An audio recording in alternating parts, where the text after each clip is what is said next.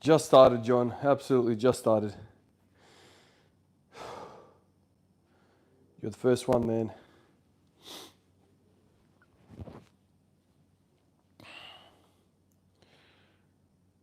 Oh.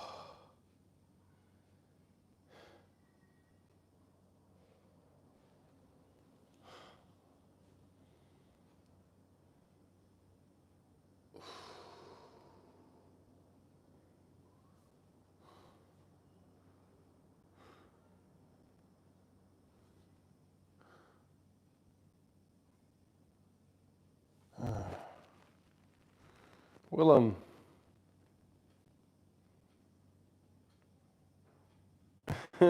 What's going on, man? Where's where the testers at, man? It's always in the same place.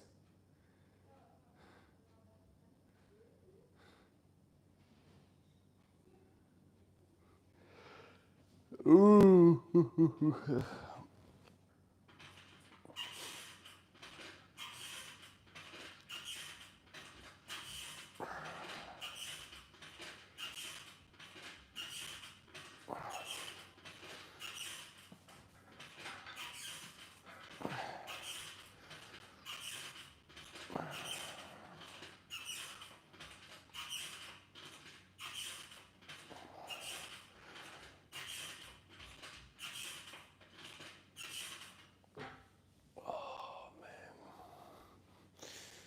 The adductors are so freaking tight today. Are you training as well, Willem? What are you doing, man?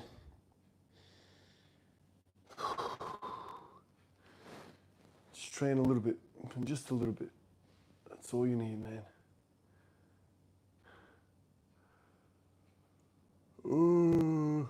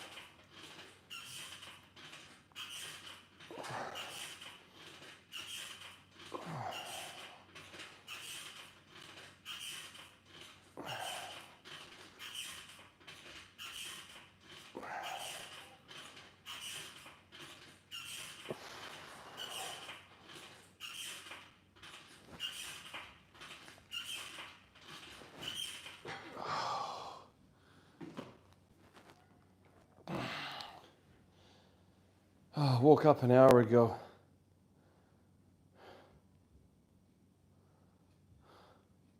Nice. As long as there's a workout somewhere in the day, mate, you're good. Do what you got to do and then get to it.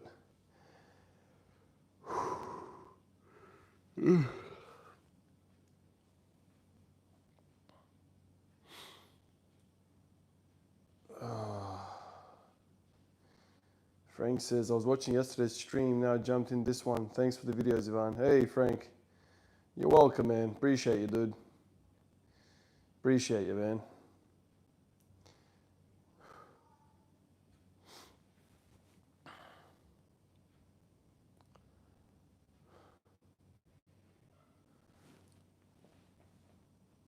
Oh my God, the hips are jacked up today. So freaking tight.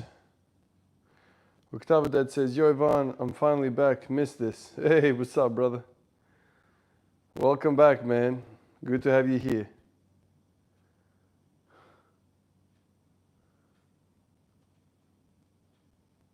Voivoda. Get to work, big boy. Loving the consistency of live streams, brother. I myself run and lift today And ice bath feeling good. Nice, man. Man, ice bath. I've never done an ice bath, but I've done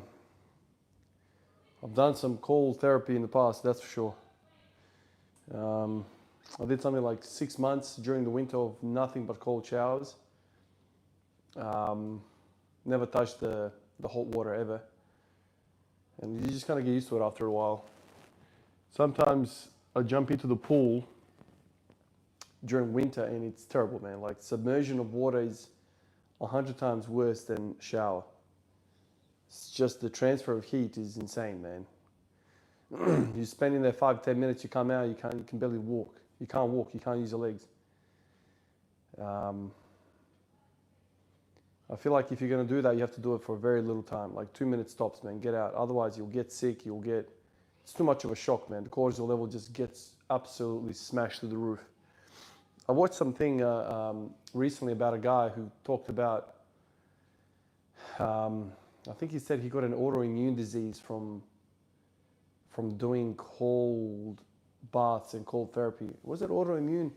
He was saying that there was something wrong with his health. I can't exactly remember, but that was like the first time I ever heard somebody say that they had a negative outcome from the cold therapy. Can't remember what it was. He basically said that his cortisol level went through the roof every single day because he was doing this daily, and with that cortisol level there was other stress hormones that were being released. And even though everyone says like it's really good for recovery and whatever, you have to be mindful that even that is a stressor in your day as well. And so you have to kind of put that, a part of that's also a piece of the big puzzle. And so, don't overdo it. Like anything, that is also a stressor. And you don't want to be doing too much of that, man. I certainly, like always, I have this tendency to just overdo things. And when I first started doing it, I was overdoing it. Do be mindful of that.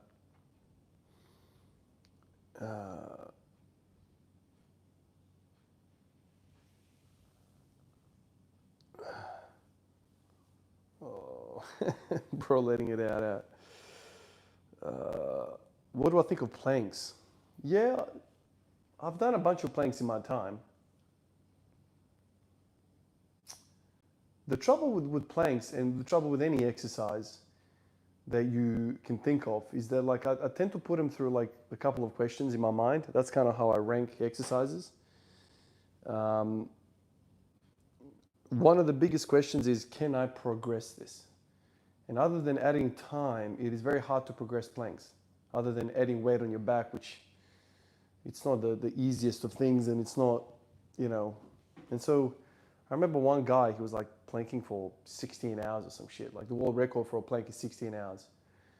That kind of tells you that there's a limit here where it doesn't become all that very useful after a little while. You can mess around with it for sure, but if you want to do a core exercise, planks will probably not be the one for me.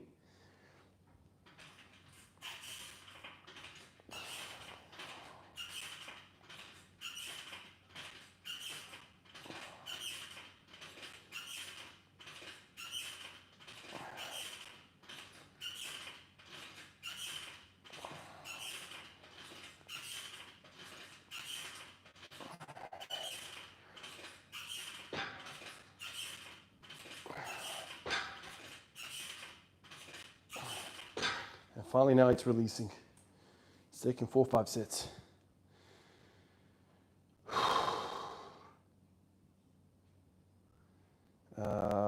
What do you think is the type of training that promotes strength that sticks the longest? What do you mean by that, Ilya? What do you mean by that, strength that sticks the longest? You every day sit on that girl. Oh, Lord. Some more geniuses are in here. Greetings from Bluka. Hello, man. Hello, man. What's going on?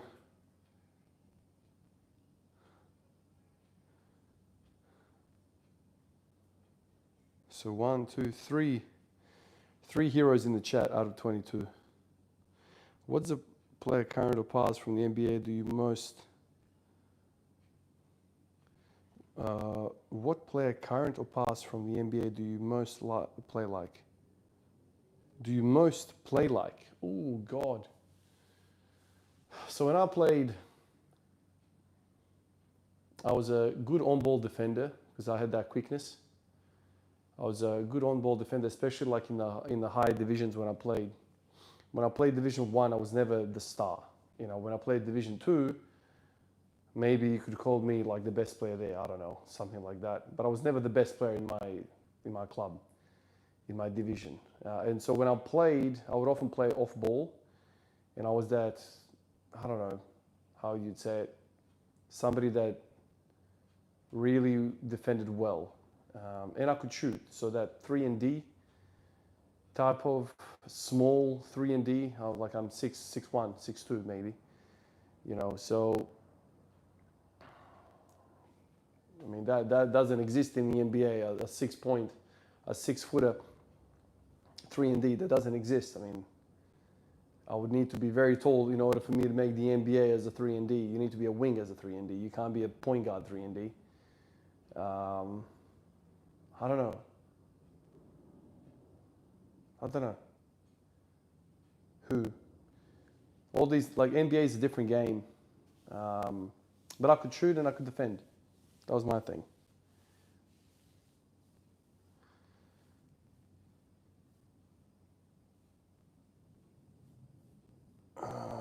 Ilya says, like strength that takes longer to lose if you stop training.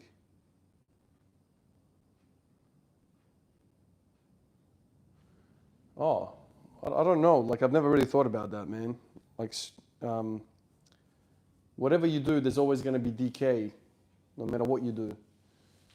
I think everything decays pretty much at the same speed. There's no particular type of strength training that will have you not decay.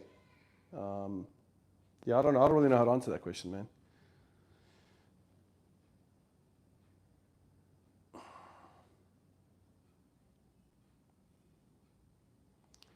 Lukas says, evo brate, došao sa posla, studiram, krenuo faks opet poslije blokade, borba, znaš I sam. Oh my God, Luka. What's happening in Serbia, man? I've got no idea what's happening in Serbia.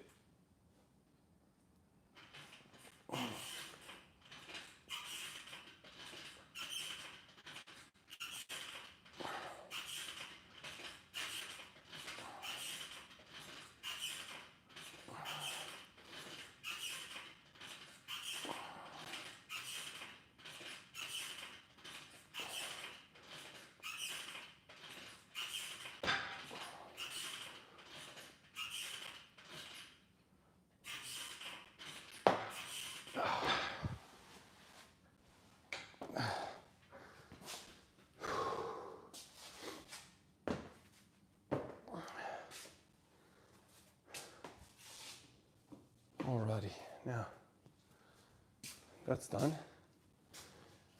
Oh, do some deadlifts. I haven't done deadlifts in freaking months, seems like.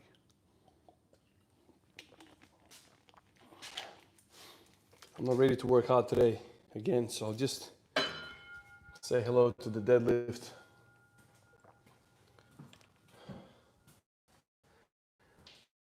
See if I can up to a decent weight today. Hope you guys will be here.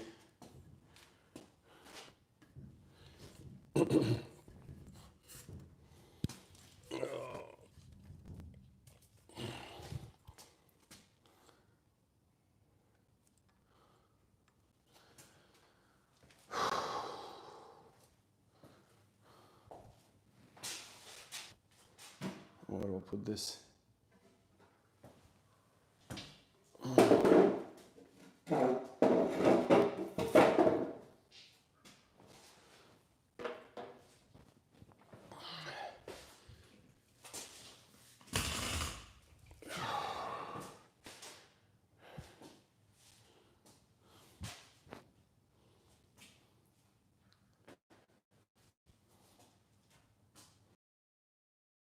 Look how foreign this seems.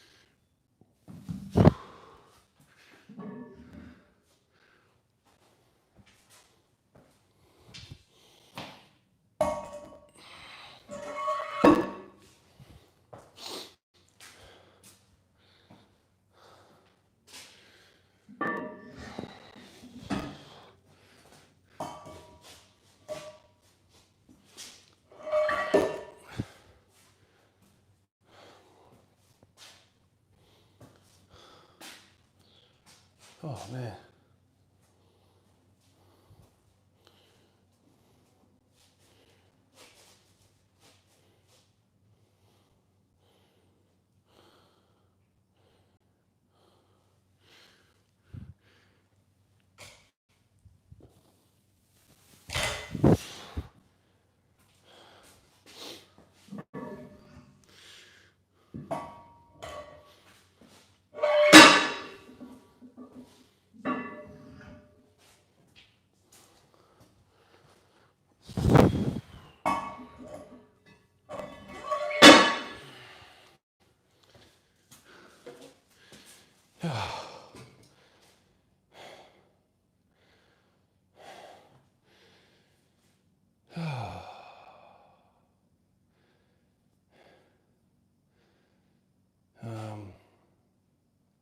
See you, Luca.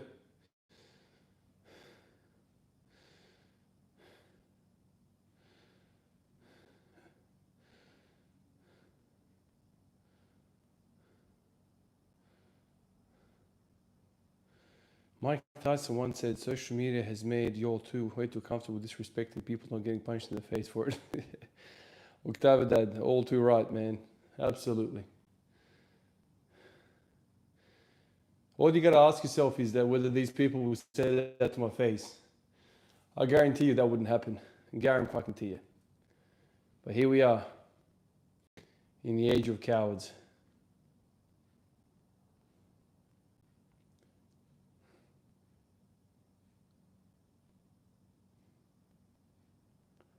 Draymond Green with more of a jump shot. I wish I was that good of a defender, Octavia Dad. Draymond is up there, man.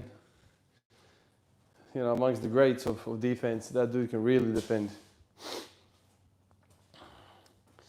That guy can really, really defend. I'm more kind of a perimeter defender. What was that guy that played for Boston that could full court pick up everybody? What was his name? Avery Bradley? Bradley something? I remember thinking to myself, he kind of plays like me, full court, pick up.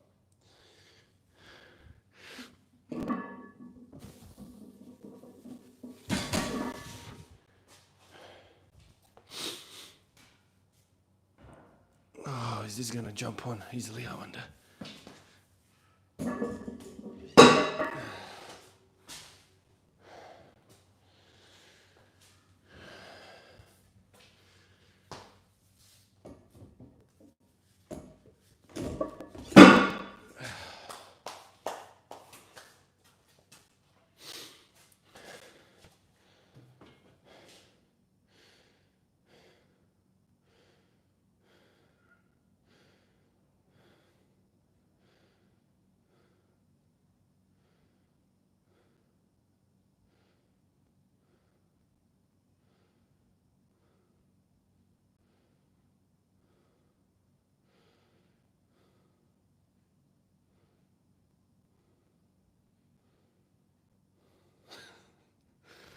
Look at Master T go.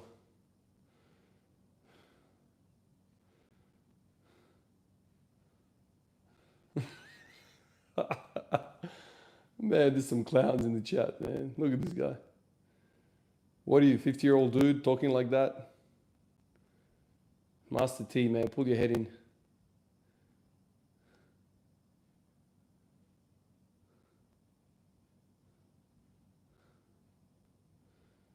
Act your age, man. Come on, dude. You're 55 years old. What's wrong with you? What inspired me to train every day? Oh, man. Well, in a way, it was a continuation of my earlier sporting career with basketball. Like, we played basketball every single day, you know. Back then, when I was playing basketball, there was no, I didn't have any understanding of what people train with barbells and whatever in the gym. And so it was obviously a skill-based sport. And so when I, quit playing basketball, I started getting to more of a gym just to kind of keep fit and whatever. And then I started learning, what people did in the gym. And I quickly learned that everyone trained with this like bro split once a week type stuff for each muscle. And it was a really, really strange concept to me initially, I remember. And then, you kind of follow the next guy around, and all the guys were just like talking about, once a week per muscle type thing. And then as you kind of deep dive into this space and you read a little bit more, hear a bit more people's thoughts, I started discovering other ways of training. And when I discovered the Bulgarians, their whole weightlifting team, and even Abajev, I thought, wow, isn't this cool? This is very different to everything that I've seen so far. And obviously I took a liking, and then I read the book by Matt Perryman, Squat Every Day. That was an eye-opening read. I read that book a few times, actually. That was really, really interesting. And then I started seeing other texts, from the Eastern world, discovered Pavel Tsatsouline. Tsatsouline was a great author, great ideas. Discovered Grease in the Groove, and there was a lot of different kind of exposures that I had. It was mostly from the East. The West seemed to have trained a certain type, very, very high intensity, very high volume, and then lots of rest. Whereas the Eastern side, they kind of had a bit more nuance in their training. It wasn't like the bodybuilders of the West. Everyone trying to train like a bodybuilder in the West. Is just hit it hard and then rest a long time. And then I kind of started hearing about this, neural aspect of training. I started hearing about skill acquisition. I started thinking about all that stuff. And then, what's more beneficial? Training every single day, at 70% every single day, or training once a week at 110%. And you start to kind of extrapolate that in your mind to kind of work out what philosophically makes more sense. And then you kind of expand that over a year, 2 year, 3 year, 4 year, 5 year period. And then you kind of begin to understand why some of the Russian guys were able to do what they did, because you simply had hundreds and hundreds of more training sessions in these, 4 year cycles that the Olympics used to come around in. Come around in. And so like all of that kind of just intrigued me, and I thought I decided to train with high frequency, and initially I had really good success. My body started to feel better. I wasn't sore anymore. All those things that I used to kind of hate about training, the soreness after leg day, I think everyone can appreciate that. And that's kind of what motivated me, man. Like I really like the philosophy of the Eastern methodologies of training. And yeah, like in theory, all of that kind of makes a lot of sense to me. But over the years, dude, like I've tried everything, man. I've tried, AMRAP training, like, freaking twice a week, all out, 180 AMRAPs on the squat. And I've also tried Grease in the Groove, so like complete ends of the spectrum. I think it's good to try everything and kind of see what it's about. Especially if you love training, the process of training, it's going to be interesting for you to get an appreciation of what's what. All right, let's this 200. Let's see how it moves.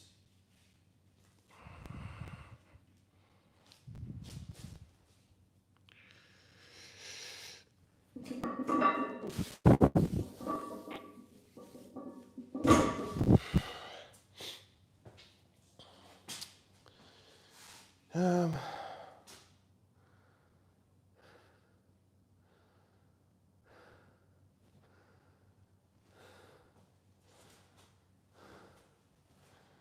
is that even gonna go on? I wonder.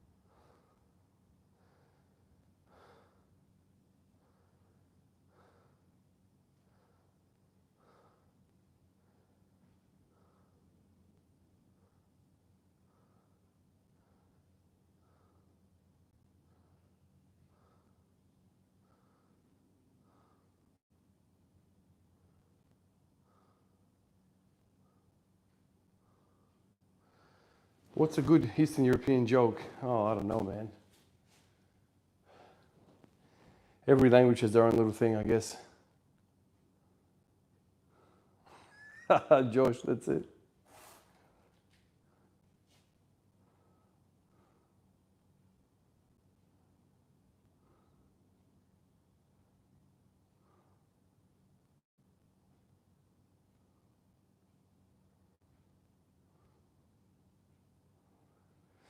Ivan, thoughts on isometric holds? Isometric holds, I haven't done a lot of that in my time. Pin squats I've done a lot, dude. Pin squats I've done heaps. Pin squats are incredible. But like anything, I think when you're doing something like pin squats, then it needs to be like the main focus of your training. You can't do pin squats, just kind of willy-nilly. A lot of exercises I felt like that I've uncovered over the years are kind of like that. Pin squats, you're dealing with very, very high weight. At least the way I did pin squats, which is very, very high pin squats. Sure, you can do pin squats like at parallel and all that stuff. That's completely different. When I did pin squats, I spent most of my time doing super maximal pin squats, so using weights that are like, sometimes 50% above my 1RM, doing lots and lots of weight. And I've had really good and interesting lessons from that. Number one, the nervous system gets an absolute kicking. So when you do go back down to the initial weight, that you're working with, it's just so much easier to wrap your head around. I think the upper back gets an absolute thrashing when you're using just unracking stupid weight. So there's that as well. And there's also the core component. Nothing mimics having 300 kilos on your back unracked. I've done, I don't know what I've done, like 220, 230 on the front squat as well. Make sure you don't walk that out just in the front rack hold because you will faint. That's a lot of weight. I've done up to 300 kilos on my back with like a very, very high pin, like we're moving the weight this much. Just, you put the safeties really, really high up, you unrack it and you hold. And I used to do kind of like a few reps as well. That really trains the upper back and the core like you wouldn't believe, man. I remember once I pulled I don't know what it was, a rhomboid or whatever the hell it was. That is a full-on thing, man. Absolutely full-on thing. Your core is gonna get absolutely destroyed from that. If I had the space here, I would do a ton of yoke walks. I think yoke is essentially that. You're doing weights that are way, way too heavy and you're walking with it and it's safe. You can't go wrong. All those things, I love those methods where you can just really overload the system.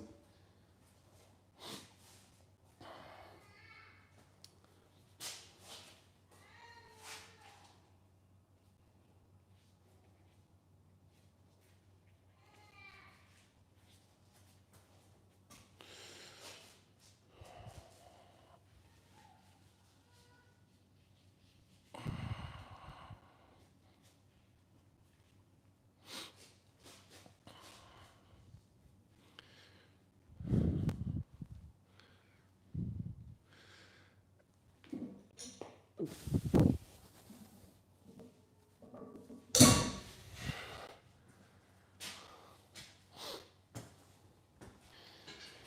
right.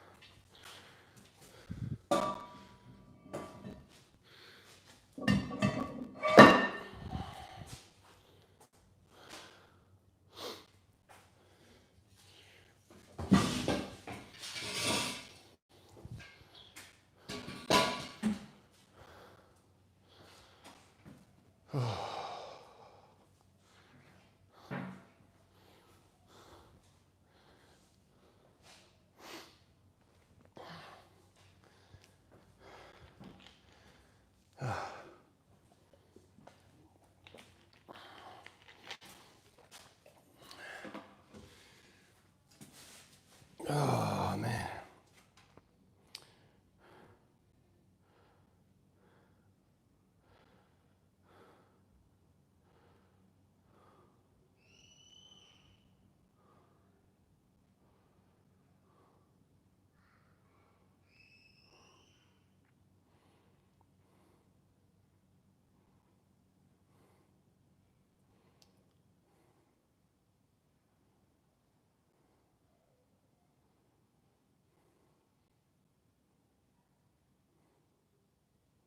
Yeah, guys, it's very, very cold in here, man.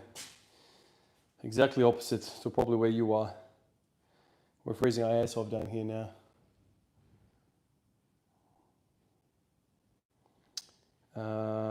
Sammy says, any tips to fit your training sessions around demands of kids? Oh man, you just got to work with your partner. You know, you got to work with your wife. You know, every day. I mean, I have a discussion every day with her about when I'm going to train and what's going on in the day and whatever. I feel like a lot of these things are up to the relationship. You know, when she's always supported this, always. And frankly, I can't even imagine somebody that doesn't support this. Like, this is good for us, man. It's not like I'm going to the pub freaking to drink. This is very, very beneficial for us, both mentally and physically. And so I'm better for it, and she's better for it. And it's just a matter of fitting it in, you know what I mean? But I feel like it's a lot easier when I've got everything at home here, man. Like, literally, I walk out and I start training. The training session starts right away. Whereas if I was to go to a gym, you add another easily 45 minutes, man, easily, you know. And that, you know, you think to yourself, oh, 45 minutes is not that bad. Well, you add that shit up in a week, man. Let's say it's an hour. That's 7 hours a week you've just wasted fucking around with transport, man. When you start to, you know, piece it all together like that, it becomes a significant part of your life. And so, you know, a lot of people are like, oh, it's very expensive to have your own home gym. It's far cheaper to, you know, to go to the gym. And sure, like there's some gyms here that it's like $150, $200 a year here. Very, very cheap. And so, and it's good equipment and whatever, you know, all that stuff is good. However, what I always come back to, what I always come back to is that time is also valuable as well. You know, your time is you know, what's the value of your time? And so, you know, when you become a parent, you inherently become, you know, time poor in a way. There's so much of your time that's just deleted because of responsibilities. And so, you know, 7 hours a week for transport back and forth and all that, that's a significant amount of time. Even if it's not 7 hours, let's call it 3 hours. That's still a lot of time, man. You know, some people don't even train 3 hours a week, and here you are traveling to and from gyms for 3 hours. It's a lot, dude. It's a lot. And so, you know, that's probably where I would kind of start to think. You don't need all this stuff that I've got. This is 15 years worth of training and gym equipment and whatever. Like, this is pretty crazy, really. But shit, man, like, if you just got a pull-up bar, you can get really fit. You can do pull-ups, push-ups, bodyweight squats. It's all in the mind, man. So for people that always say, I don't have the time, tell that to somebody else, man. That doesn't work. That is old news, man. That is fake news.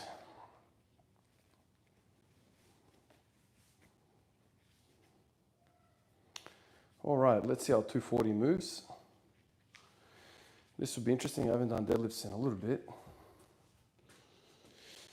Let's see how this 240 moves.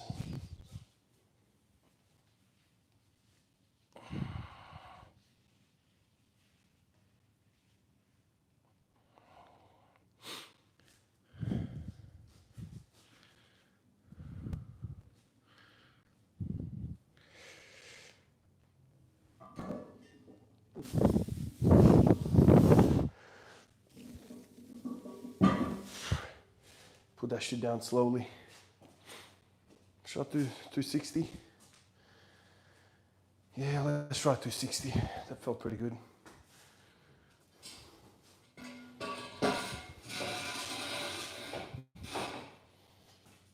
Let's try 260, hey? If it feels good, why not?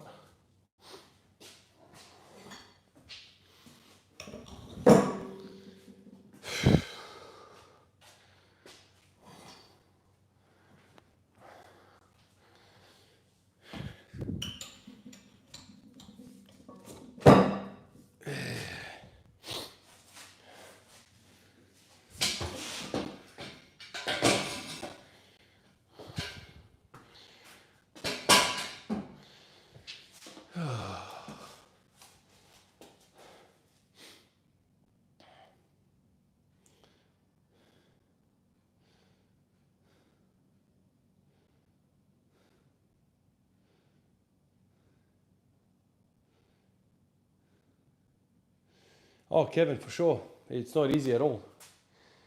I always think about this, like if I met my partner and I was in a different stage of my life, let's say I wasn't training at all, I was just in a different stage.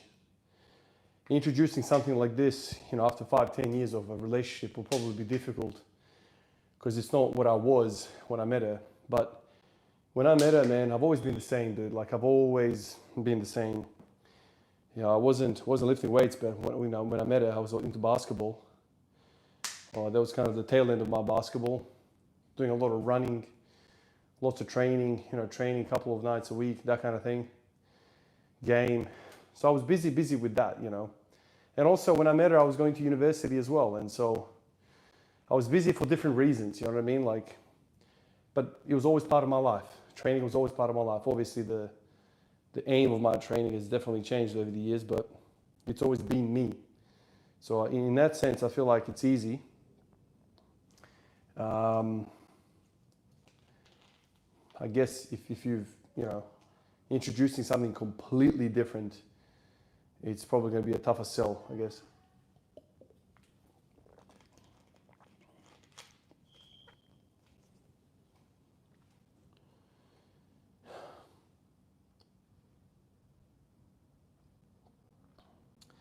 Frank says, hi, what's your opinion on smart gym equipment? Is it the future? Advantages, you can track everything and micro increase the weights. Personally, I like the rattling sound of the weights too much. I haven't seen a lot of that smart gym equipment. I haven't seen a lot of that, but I have seen it. Like, it's all like electronic and the resistance is, very specific and whatnot. I don't know. I feel like a lot of these things are just removing the soul. As technology is increasing, I feel like we're losing the soul of a lot of these activities. I don't know, for me, I'll never say that this is not the way to go. Like, I don't know. For me, I love this stuff. And I don't even know how smart equipment could ever get into like replicating it to be this good and real, There's nothing like a barbell, man. Joshua says, is that 545s and a 10? No, I've got two 25s, three 20s, and one 10. So this right now is 260 kilos. Shout out to your wife for not trying to change that, especially when kids are in the picture. My first child is going to be 2 in September, and we really struggled to get on the same page. Oh, Kevin, sorry to hear that, dude. You know, this stage of life is very difficult, man. You know,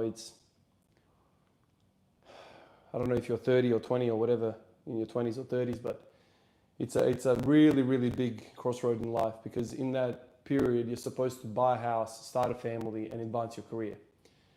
And you have a decision to make. You guys as a couple need to make a decision. You know, we made a decision. My partner doesn't work a lot. She works 2 days a week. Sure, we're leaving money on the table there, for sure. But for me, I've always had this opinion, and you guys probably know this about me, that I could give two shits about money. As long as we have a roof over our head and everything's taken care of, which I will manage, I'll make sure all that is done.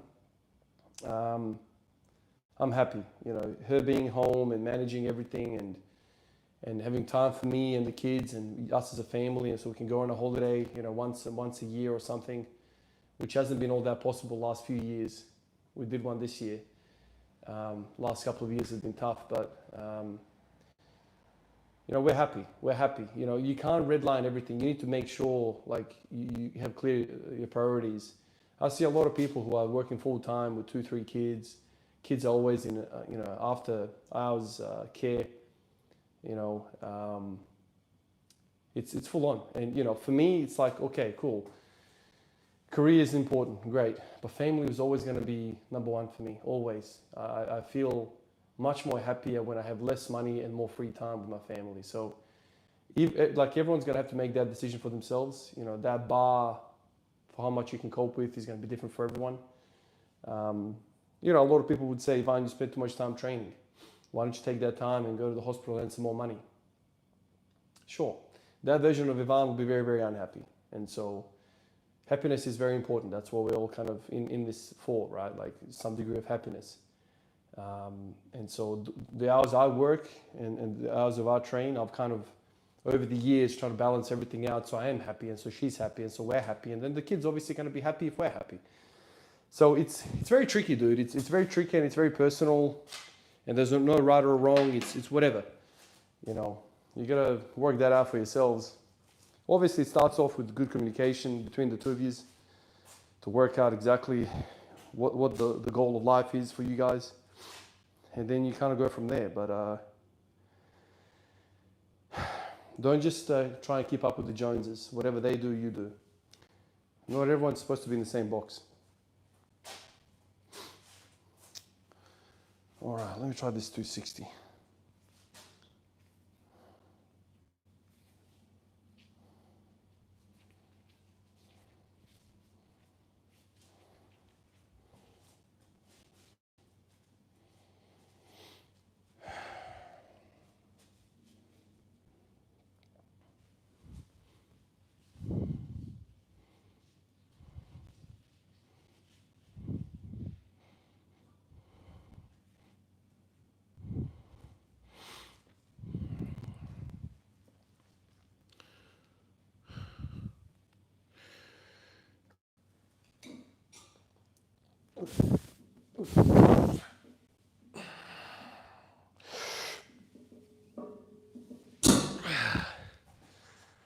All right. That was slower than I thought it would be, but we got there. I think that was my first deadlift in like probably at least 2 months, maybe 6 weeks. Not a bad showing. Very happy with that, actually. Hopefully, by the time December comes, I'll be able to push towards that 290. That would be fucking epic, wouldn't it?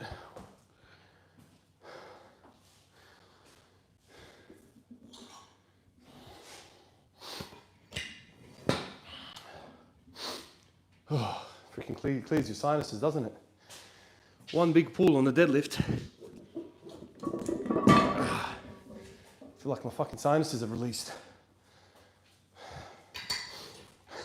Oh, I gotta fucking love that.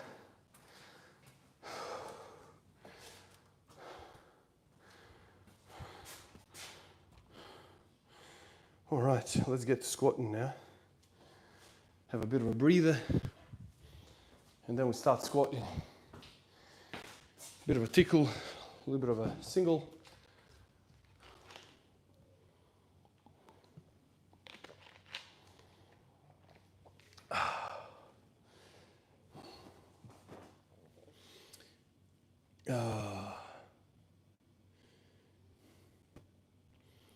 So 33 in September,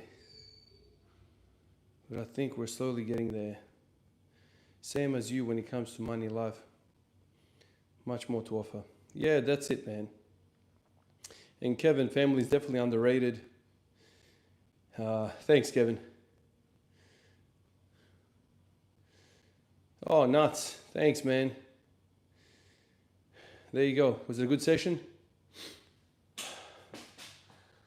Oh, man. That was a good deadlift. 260. It's interesting, you know, I always find this stuff really interesting. So no deadlift for 6 weeks, come back and I hit 260 straight away on it. So what's happening here? How come I am so physically ready to pull 260? Why isn't it less than that? You know, it's only 25 kilos from my max, completely, you know, unpeaked. And I felt really good in that. I think all the work that I'm doing with the hips, the groin, all of that is kind of really done something for me. It's interesting. Even the squats feel really good. The squats feel very, very, very strong. I'm basically at my peak with squats. I feel the way I my max, and I'm not even pushing the squats. So I think these machines that I'm doing with my hips is really adding something, which is interesting, right? Like you don't have to lift heavy weight to be capable of lifting heavy weight. The only thing you have to make sure is that you don't go too long. I think I've gone too long here. Without touching the heavy weight, you have to touch the heavy weight. You have to make sure, because it's a skill. It really is a skill, and if you go too long without touching that skill, you'll start to lose some of that ability. And you don't want to get there. You don't want to be in a situation where you've lost some of their neural efficiency.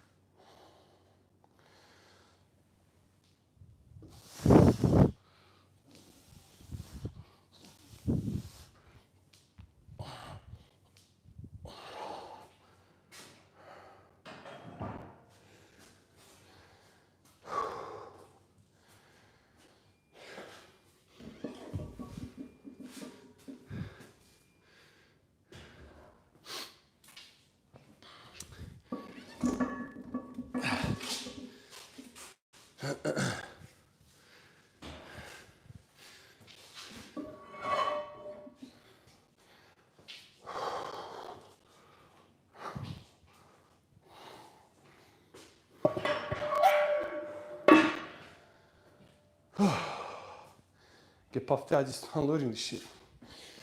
Oh my goodness.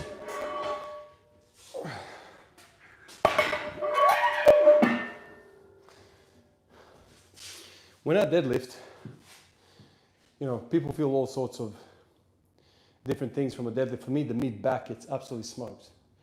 See, right now, I feel like I'll be sore in my mid back, not lower back, mid, which is interesting, isn't it?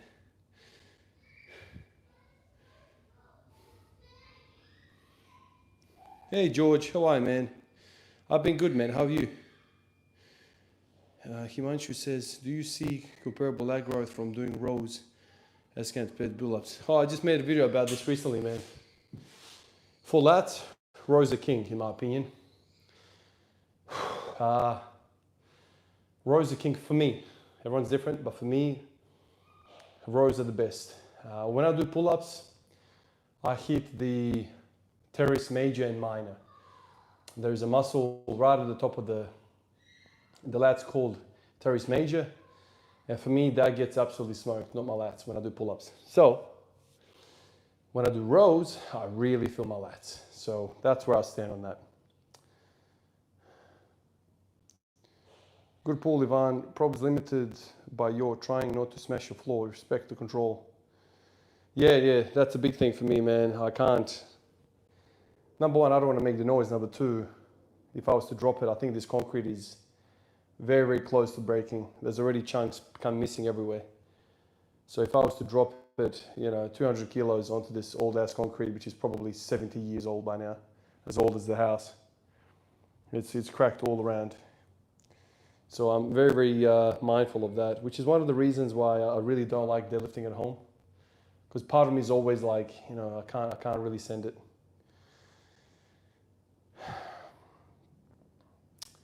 Would be fun to try to put random weights on the deadlift after 260 and see if you could get it. Not knowing if it's 270 or 290 could help a lot. Yeah, it would be interesting. I can't wait, frankly. You know, I'll get into this squatting very, very soon when it starts to clear up a little bit weather-wise. And I'll spend like a month or two with heavy squats, you know, heavy AMRAPs. And then after that, I'm going to get into heavy deadlift focus training. I'm really interested to see if I could do something with the deadlift this year. So I can't really train really hard during winter. You know, I'm already sniffly for the second time this month. So I'm kind of being very, very careful about what I'm doing. But that said, you know, you can still do a lot of accessories in prep for the big training. And so a lot of hip work, a lot of hip work, a lot of forearm elbow work. You guys have been seeing this from me every single day. So I'm kind of like doing my homework before the real shit really hits. I tried doing a lot of benching. I'm probably going to have to chill on benching as well for another week or so. Anytime you start to push the squat, bench and deadlift, I feel like you start to push the, you know, heavy sets for heavy intensity, you start to really kind of burn on both ends. And so, whereas accessory work is easy for me, man. It's easy. It's just, it's nowhere near the difficulty, so I can recover from it. So I'll do a lot of the accessory work, like I said, elbow work and hip work. And then when I start to come out into the warmer months, I can really have a base to push off.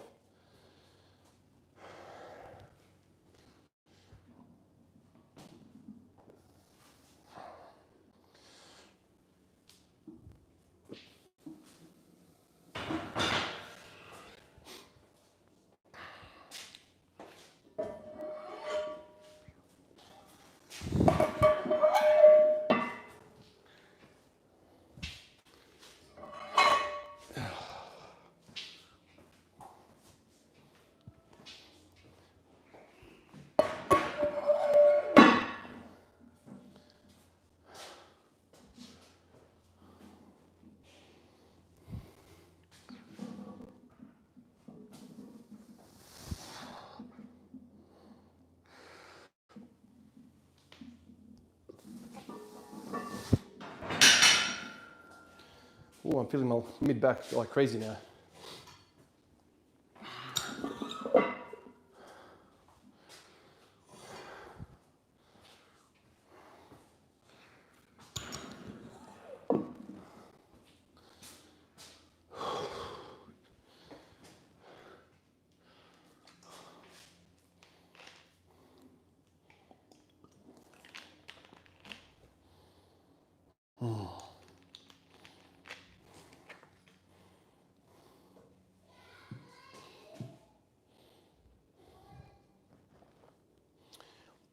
What's your max on deadlifts? My max on deadlifts, Josh, or Willem's? To look at a lift as a skill, and progress is the proof. You increase that skill. Yeah, skill is a huge part of lifting, man. Perhaps you could put a tiny pad under the weights. That way you can drop the weight. Yeah, I could. But the tinier the pad, the less effective it is. The bigger the pad, then more of a block pull it becomes. Hope we can get a base for the squat. Doc says, do you ever deal with mental aspect of pushing heavy weights? Like psyching yourself out when you close to a max? Oh, Doc, definitely. Yes, it's very, very scary, man. Very scary stuff. Lifting max weights is terrible. You get that anxiety rush. When I think about the 285 and the 280 and the 275, you look at the weight and you're like, holy shit, look at all those plates on the bar. Like, I have to lift that shit now. It's really, anxiety driven. But you kind of deal with it. You say to yourself a few things, your choice of thoughts, and you kind of make yourself brave just for a little bit, just so you can attack it. But it's all part of the lifting, right? Like the more anxious you get about a lift, the more scared you are, the bigger the reward is when you do lift it. So it's all, it's all relative. If you were completely not aggressive with heavy weights, or if you're not scared, you wouldn't need to get aggressive. Then like the whole thing, it doesn't really mean anything. It's like anything that's maximum effort, whether it's hitting a game-winning shot in the NBA or lifting maximum weights, there's a degree of uncertainty, and there's a degree of, what if I don't get it right? What if I miss? What if I lose? And all that has an impact.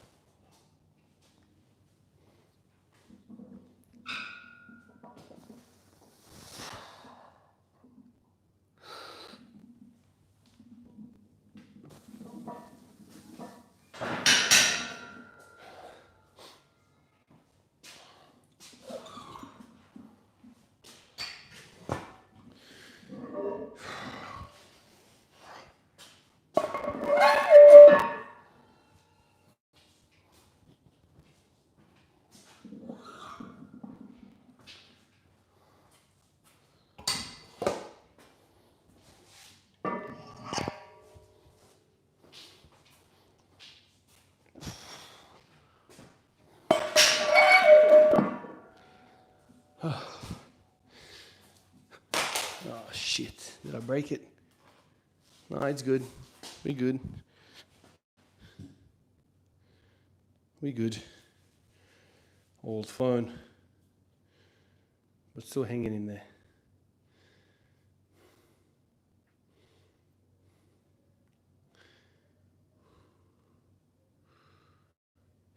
Yours, I remember 260 even prior to today. My max, Josh, now is 285. I did it at a gym with a deadlift bar. 285. That was December, I don't know, 10th of December last year. And then what followed after that was about 3 months of just pain in the groin and not feeling great. My max deadlift is 190 with hip injuries. Yeah, I feel you on the hips, man. I hear what you say about Korea. Honestly, your house looks amazing with a pool and big. I'm living in Netherlands, and a house like that would cost a lot here. I'm happy for you. Thank you, Frank. Yeah, it's just a matter of, this house is not paid off. There's a mortgage on it. There's a big mortgage on it.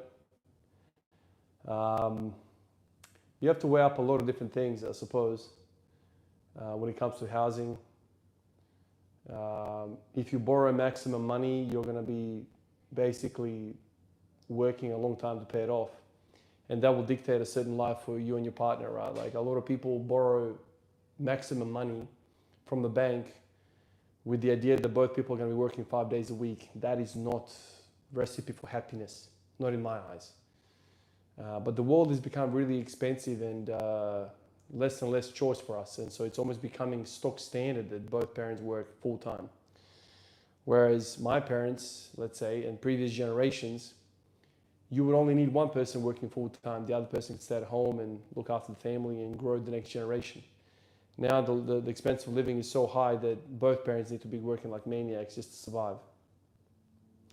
But even still, you have options. You don't have to live in the most expensive areas. You don't have to live near the city. You can live away and still have a good life. So that purchase of your house means everything. You know, if you go into a big debt, you're going to be living a certain life. Like if you go into a little debt, you're going to have more flexibility, more free time, more happiness. And essentially kids, when it comes to kids, they don't give a shit, man. They just care about your free time. Do they have access to you often? And so that's a big priority for us, you know.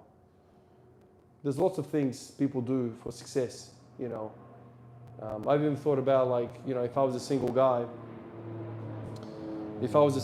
right, like I could have moved from Australia to America to, you know, help the YouTube channel grow, collab with everyone, fly all over the place, you know, do all of that stuff, all for career. I could have done that, and I could maybe have made a lot better progress with the channel and potentially better income and whatever, but yeah, I've done nothing with anyone, man. Like I'm a family guy first and foremost. I do not want to travel. I don't want to collab with you. I don't want to go to anywhere. And I've had lots of people like, hey, Van, come over here, man. We can do this, that, you know. And I'm sure all of that stuff is good, but it's like, that's not me, dude. I don't want to go anywhere away from the kids. For me to say to my kids, I'll be away for a week, that doesn't ring nice to me. Whatever, like that's, a lot of people will say, Van, you're crazy. Why didn't you do that? I don't know. Everyone's the same. Maybe if you have kids, you could probably attest to this. A lot of people say, you know, kids really stunt your life in many different elements because you can't do some of these things that I'm talking about, right? You can't travel, you can't go crazy with your career, you can't have fancy new toys and all the rest of it. But for me, you know, I always say to people, man, none of those things are wrong, but what you're missing there is that kids fulfill your soul, man. That's something that this world doesn't give a shit about. I am so content, so happy. You know, when I get my kids, like I feel rich. There's this, I think the term is content. There's this feeling of calmness, you know, especially as young males, like we're always trying to like compete and race and be the most alpha and whatever. But then you grab your kid and they just hug you for who you are, and you kind of feel like, shit, I am enough. I am enough. And that right there is something that, how do you pull value on that? Somebody telling you, or not even telling you, somebody making you feel like you are enough the way you are. Where else do you get that shit from? Even if let's say I went to America for the last 5 years, divorced my wife, went over there, chased girls and did the whole, you know, Instagram type shit. And I have 1 million followers and I have so much money, I'm driving a Ferrari. I will never have that, what my daughter gives me, which is, Dad, you're enough. This is something that people without kids miss. You are enough, man. Just your presence, Dad, and your warmth, and your hug, and you playing with me on this freaking carpet here is everything I need. It automatically takes you away from the fast lane of life and puts you into this like happiness, almost like a monk state. And you guys know me, like I think about a lot of this shit a lot. The philosophy side of stuff. It's like, holy shit, dude. The world tries to get you to be an economic cog, to try really hard to compete, right? Capitalism, competition. It's all about that, you know, fighting. When spirituality wins, they lose, you see, because you and I become inactive in the economy, and that's a big wrong, relatively speaking, right? So now I'm sitting in the car with my little daughter happy. I don't want your Ferrari. I don't want your big house and your big holidays and your big watches and all. I've got my little girl here, man, and that's all I need. And so let's say, the people who with a lot of money who run the economy, the real big players in this world, they don't want to have people like us who are philosophical and just monks or philosophers sitting on a rock talking to another guy that's sitting on a rock about fucking what is life for the next day. That is a loss for them, right? They want people to feed the machine of capitalism. They want to feed the machine of this. And so for everyone that's listening to this and thinking to yourself like, oh, kids are a loss, dude, they're a win like you wouldn't believe, man. They really show you what life is about. And that is something that, at least for me, I couldn't really grasp that idea until I had kids. Until I had kids, man. You start to kind of realize that you are not the most important thing here. And that is in itself like an unbelievable thing. Like I've said this in the past, like before I had kids, I was the most important person, right? Now I'm like, holy shit, dude. Like in a heartbeat, I would die for my kids. Like this. Not even a thought. I don't think I had that before. So all of that kind of rolled up into one thing just makes you calm, content, and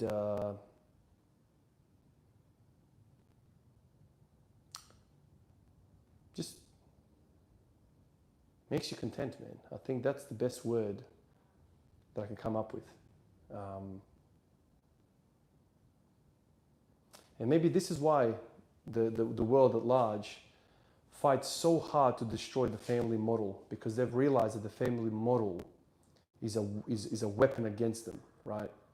They don't want people to be, I don't know if that's the right term, domesticated. They don't want people to be happy. They want people to be hungry. And they want us to look at Hollywood and be like, I want that. It's a problem when you don't want the products they're offering.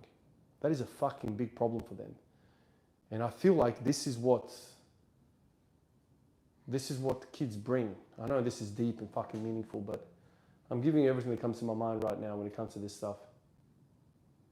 It is literally a cheat code when it comes to spirituality and perspective in life.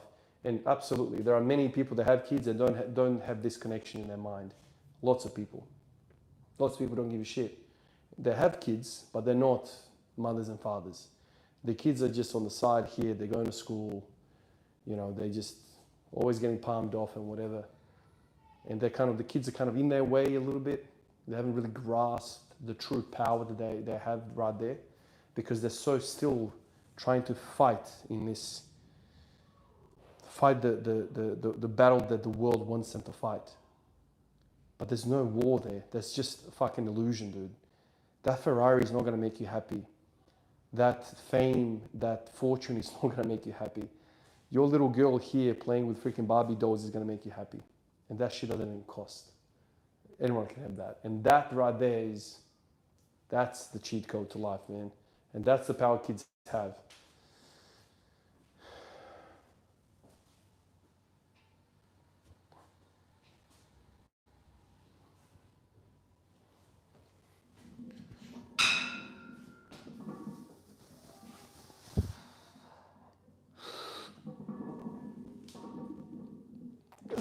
Oh man, that back is smoked now. Opa. Oh my goodness, see my freaking neck. Felt my neck in that one.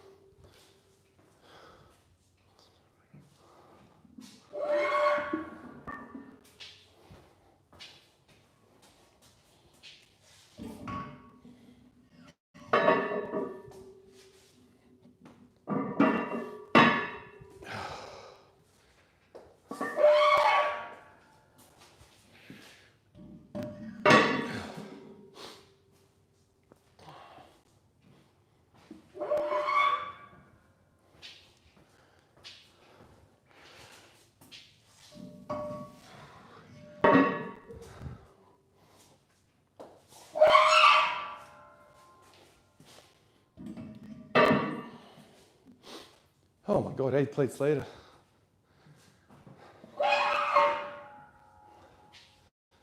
Freaking tired from carrying these bloody plates around.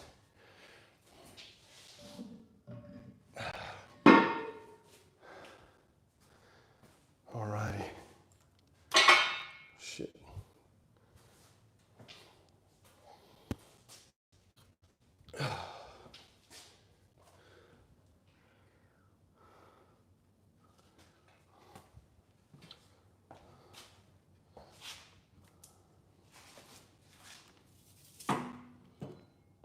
Where do I put this?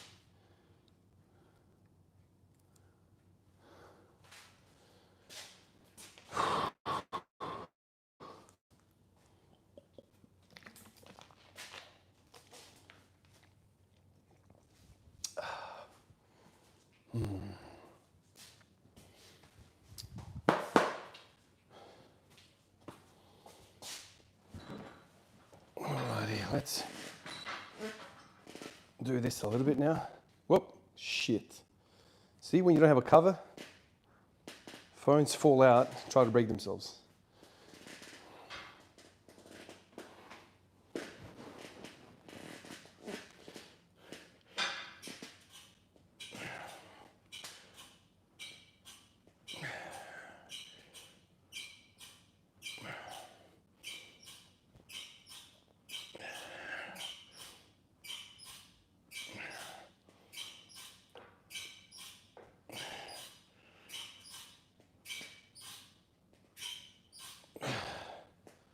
Nice.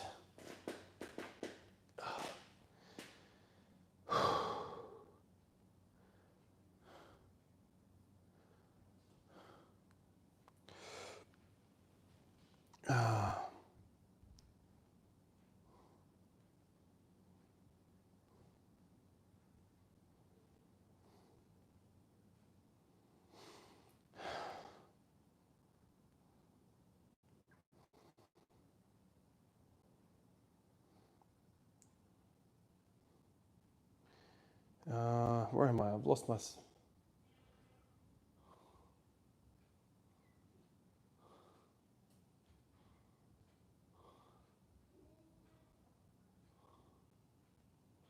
There you go, Kevin. Good work, dude. I'm glad we think the same way. Lovely philosophy moment. Happy for you, Ivan. Thank you, Doc.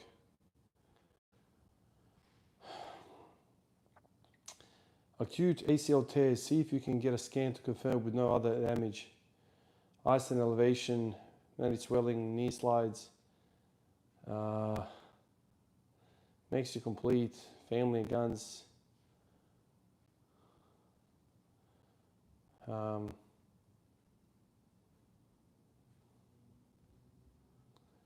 people with... Frank says, I really mean it like that. You are blessed. Sorry it's weird on the internet. Mean it was the best intent. Thank you, man. Thank you, Frank.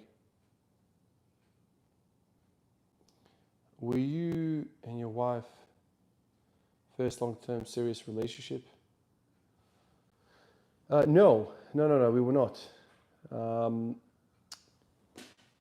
No.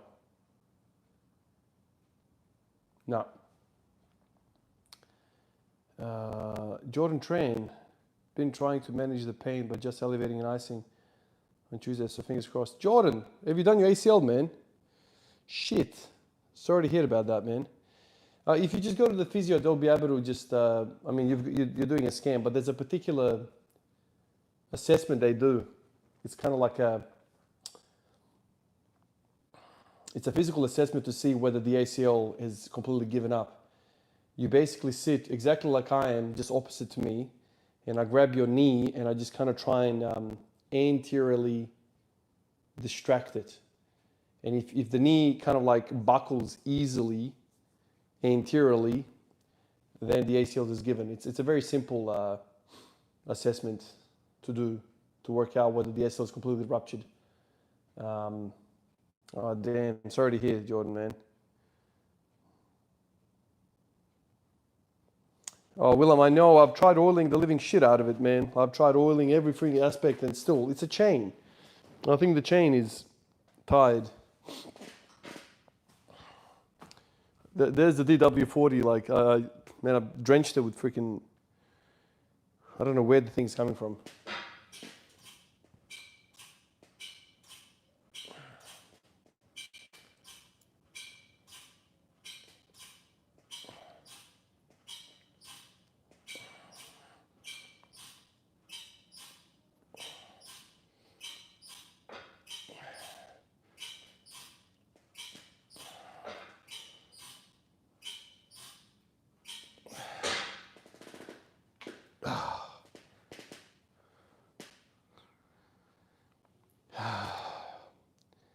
Blackman or anterior draw test, I think. Yeah, it could be called that. I forget what it's called.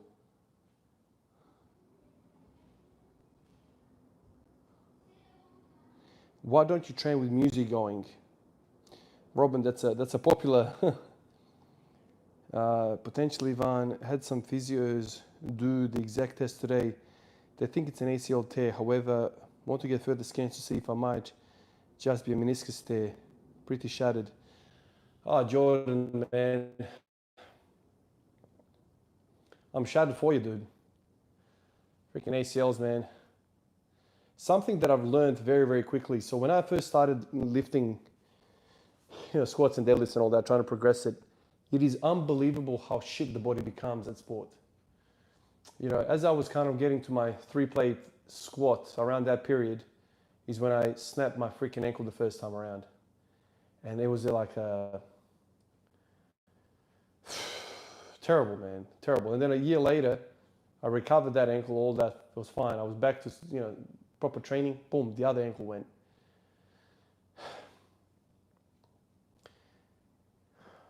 You are stronger, you are more muscular, you are more powerful, but our joints and ligaments have gone to sleep because we don't play some of these sports like we used to. Before I got into weightlifting and all this stuff, like I was playing basketball all the time, dude, every day, like every freaking waking hour that I had free, I would be playing basketball, running around, jumping, all that basketball specific stuff.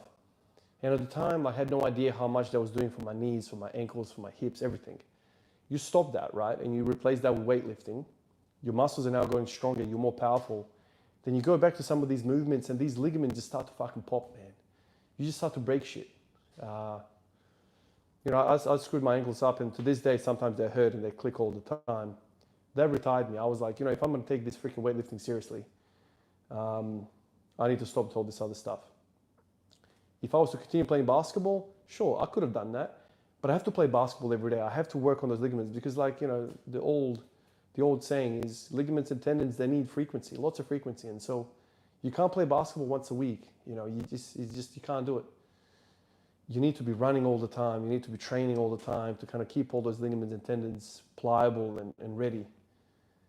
There's that element. And there's also the fact that you're getting older. As you get older, everything stiffens up as it is, and that's kind of what gets you, man. Hopefully it's not an ACL, but even if it's a meniscus tear, that's not fun either.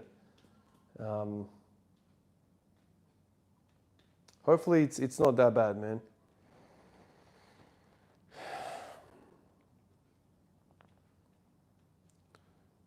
Yeah, slow and steady, man. Don't push anything hard too quick. You'll be back at it. Doc, man, thank you, dude. Appreciate it, man. I'll catch you next time, eh?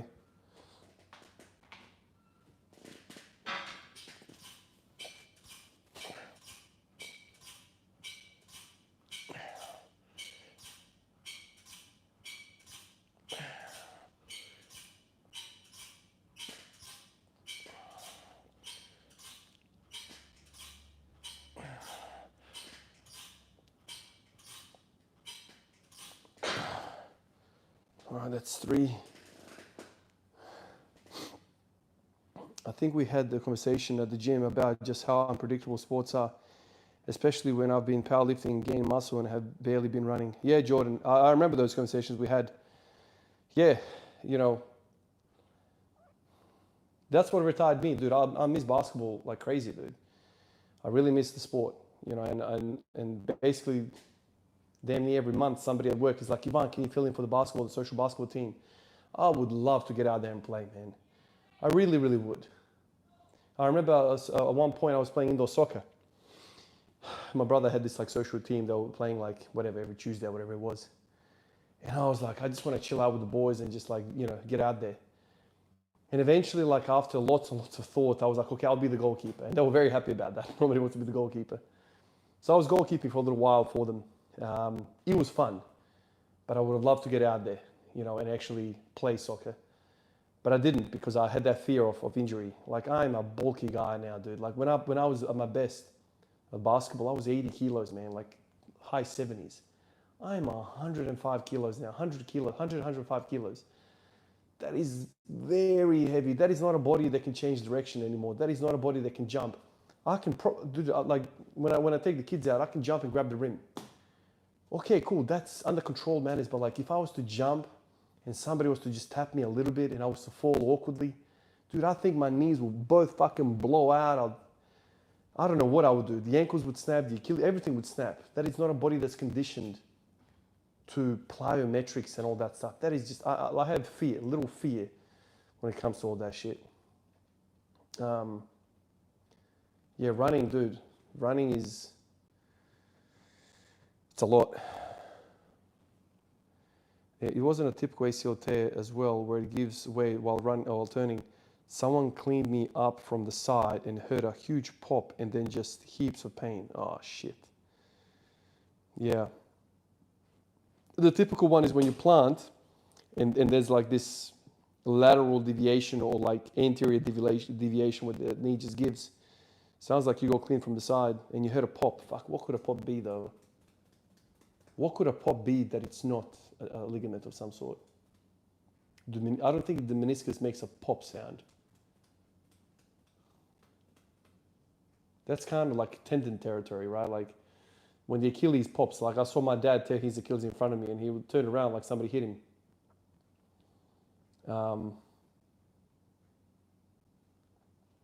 When I tore the 3 ligaments in my ankle, like I thought somebody shot a gun next to me, like and straight away immense pain. I thought I broke my fucking leg. I thought the tibia was snapped. It was such a loud bang, man. The vibration went through my body, and I thought I couldn't bear look down when I did it. I jumped up for a jump shot, and I landed on somebody's foot. Oh my God. Obviously, I was cold. It's social. You rock up to the game at 6 p.m. Fucking the game starts at 6:01. That kind of shit. You can't warm up. It's just terrible. Just sprained my ankle, second ankle in 7 months. And if I can offer any advice, it's to move it. Get blood flow, relax and stretch, strain over pain. All the best in rehab, recovery. Lifting gives and it takes. Oh, Jesse, I would love to play soccer. I'd love to be, but I think you're the goalkeeper there, aren't you? I'm definitely not up to scratch to that level. Jesse's a way better goalkeeper than me. He's a real goalkeeper. I'm just a freaking somebody that tries to block the goal. How do you train hard enough to put on new muscle but not too hard that you aren't unable to train? How much stronger are you since you started? How much stronger am I since I started? Holy shit, dude. We'll take anyone at the moment. I can't play out on the field, Jesse, because I'll fucking get injured, man. I can't. I'm only good for standing and blocking shots. But you're playing real soccer. I'm talking about indoor soccer, dude. There's no way I'll be able to stop a shot in the real goals, man. It's way too big for me. How much stronger am I since I started? Dude, I don't even know. When I started, I could barely do the bar, man. Like, I was terrible. I was a kid, skinny, scrawny, freaking 60-odd kilo kid. And now I'm 40 kilos heavier and, I can squat a lot more and deadlift a lot more. Many years, dude. Many, many years.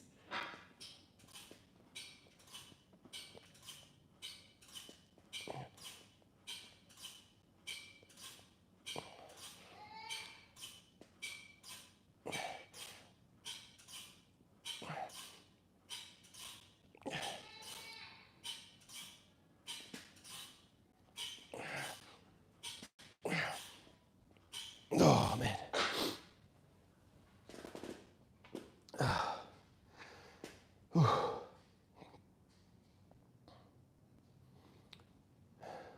Motion is lotion. I believe that, yeah. Motion is lotion for sure. Blood flow is king. Can barely put any weight though. Moment, so as soon as I can, I'll be moving as much as possible. Jordan, this happened like today. I don't want to go back up in the comments, but if it's happened today, don't do anything. Just chill. It's too early to move. You just gotta immobilize it for now. Ice it for pain relief and all that. Let the initial shock kind of wear off a little bit. But there's no point moving it now. Like you're now like in that swelling stage. You can't move something that's angry like that. Ilya says, do you have any advice on fixing muscle imbalances in particular? My whole right side of the body seems to be weaker than my right. Oh, Ilya, man, you just gotta get into unilateral stuff, man. You have to get into, if that's the case, work with dumbbells, work with single leg work, lunges, split squats, that kind of thing. Single leg RDLs. There's a lot of stuff you can do one-sided. If that's the real issue, that's the only way you're going to fix it up. Sabo says, I love your take on practice daily, like not always going to kill yourself, but just sometimes go through the motions and keep tendons conditioned. Sabo, that's exactly what I'm doing right now. Like I could do this weight for a set of 40, but I'm doing it for a set of 30, set of 20. Just get a little bit of like burn to the muscle, just a little bit. I don't have to die. It's a lot better than nothing, right? And just every day as I'm recovering from these sniffles, every single day, just do a little bit, do a little bit, do a little bit. There's benefit there, man. I'm not in a state right now that I can just go fucking nuts and do a set of 10 on deadlifts and go crazy on squats, right? Like, or bench.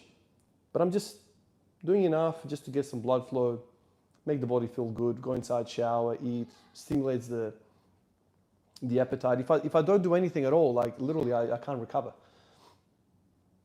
My appetite goes down and then I'm not recovering at that point. So movement gets my appetite going and then appetite gets the building blocks in and then I can recover properly. I've always had that opinion. Like in basketball, we're talking about, if you've done your ankle, you still get out there and you do your free throws, man. Like if you can walk, go out and shoot some free throws. Just a little bit. No one's asking you to go dunk the ball and run freaking suicides and run hard drills. No, just sit there. The other, your team's practicing on the other side, they're doing sets. You just walk out on the other side of the court, do some left hand off the backboard, do hook shots, left hand, like right under the rim. Just do something, man.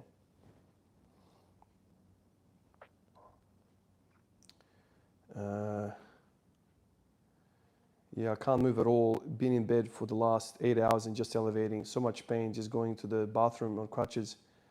How often should I ask? I was told 3 times, 15 minutes a day. So the whole idea with icing is the whole idea of icing is kind of like really been flipped on its head in recent time. Once the injury happens, ice is very, very good because it's basically a pain reliever in a sense. It keeps the swelling down, and really what causes pain in a lot of our tissues is the swelling. The swelling pushes on those nerves and that kind of gives that feedback of pain. So if something is really swollen and just been injured, icing it is excellent. Or you don't want to leave the ice there and go to bed because you'll make the whole thing go to necrotic. You die with no perfusion, right? 15 minutes on, 15 minutes off, that kind of thing. You still want to get perfusion to it. But you can definitely manage it. When I did my ankle, I was doing something like that as well. Like, I think I was doing 5 minutes on and 20 minutes off or whatever. Just enough so, to reduce the swelling. It's usually as needed, you know what I mean? Like just the key is don't fall asleep with ice on top of you because literally it's you can do a lot of damage to it, right? Like, and don't put ice directly on your skin. Put like a towel or something in between you and the ice. You don't want ice contacting the body because, as we all know, ice will constrict the tissue, and once you really constrict the tissue, you can actually get self-death, because blood can't get to the area and can't supply new blood and take away the waste and whatever. So yeah, do as needed. If you're kind of comfortable, you've elevated, you put some ice and you're comfortable, take it off and you don't have to put it back on. It's as needed, Can you read what I wrote? Scroll up in the chat. Oh, I just copy paste, Ram.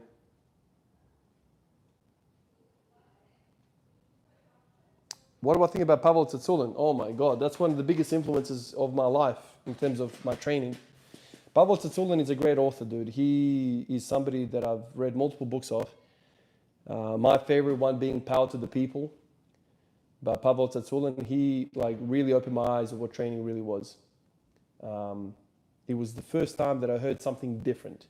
Everyone else was talking about the same shit. 3 times a week, 5x5, linear progression, blah, blah, blah, blah, blah. This guy was like, holy shit. He brought the Eastern methodologies from the Soviet Union. Once the curtain fell, a lot of this information came through. You have to remember they had state-funded sports scientists over there. They really invested a lot, the Soviets, in that sport so they could kind of show the West that they were better, right? And so a lot of the sports science comes from the East, actually, comes from the Soviets. They all of these things that we know today about training, like 80% of it comes from the East. They're actually very, very advanced in their thoughts. Periodization, all that stuff, like it's huge. And that's where Louis Simmons got a lot of his stuff and brought that stuff over to the West Side Barbell. A lot of these things about specificity and rotation of exercises. The conjugate system is the Russian system. That's what he called the conjugate, but really it's the Russian system.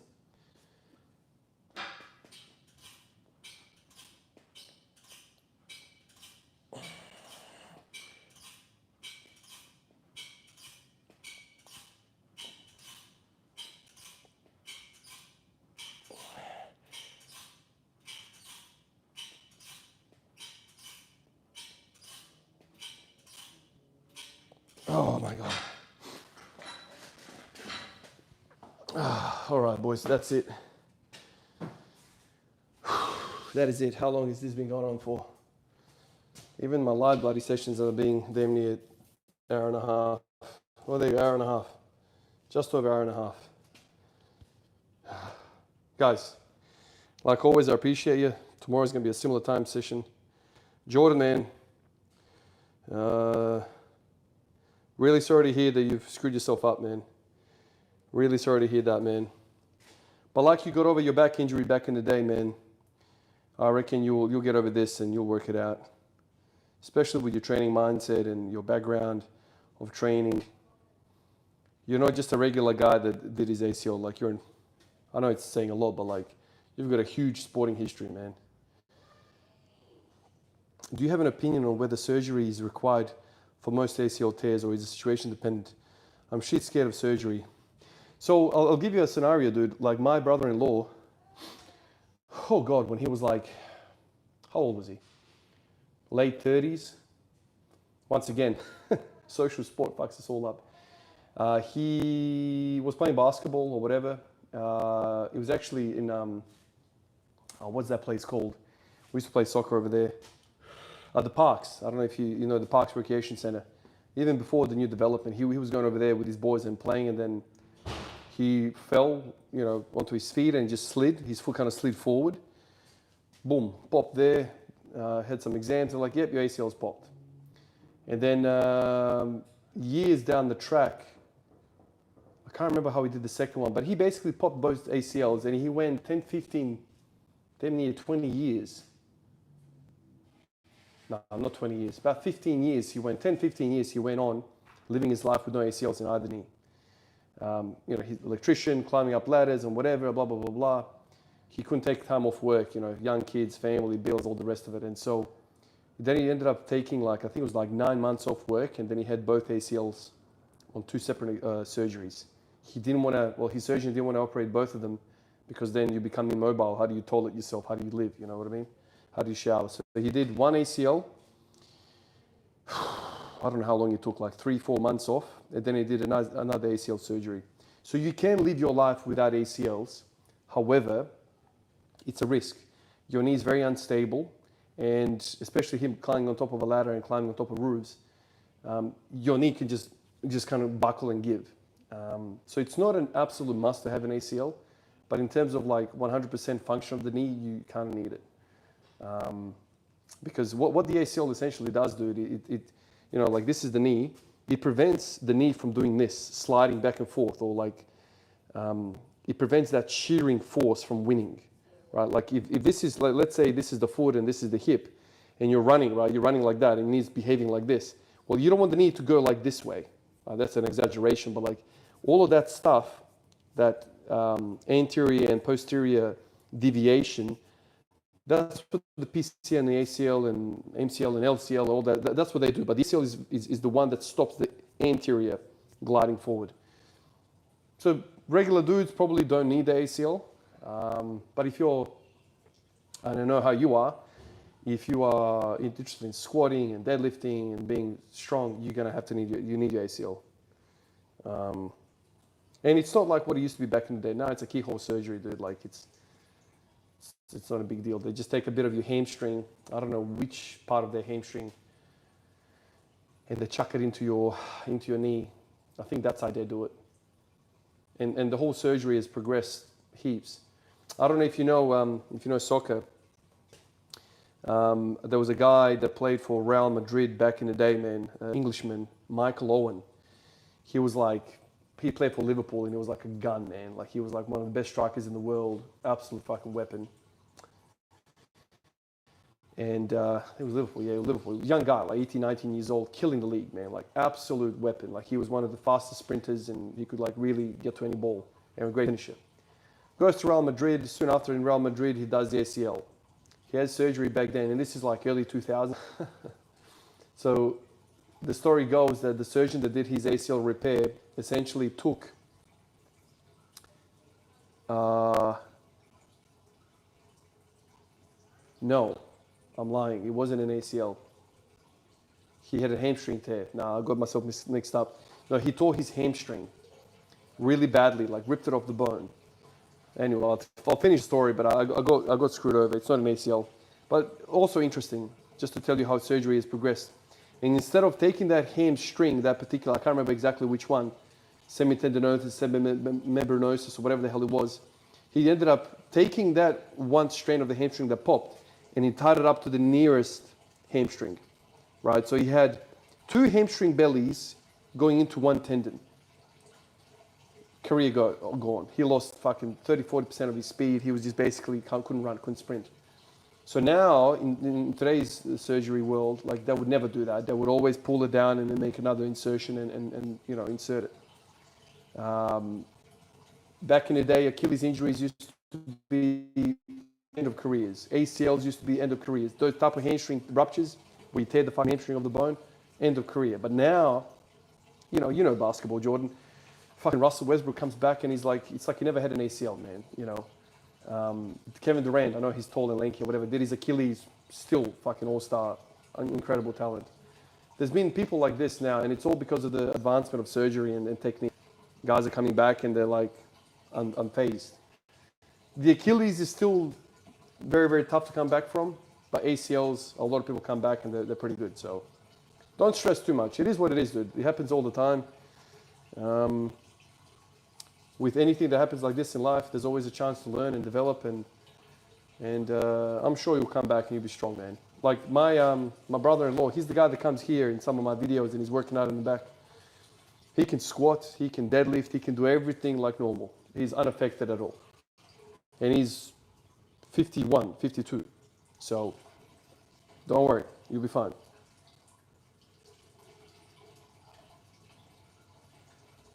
Anyway, guys, let me get out of here, get inside. All the best, Jordan. Appreciate all of you fellas that were here chatting it up. Catch you guys tomorrow, eh? I'll see you all tomorrow.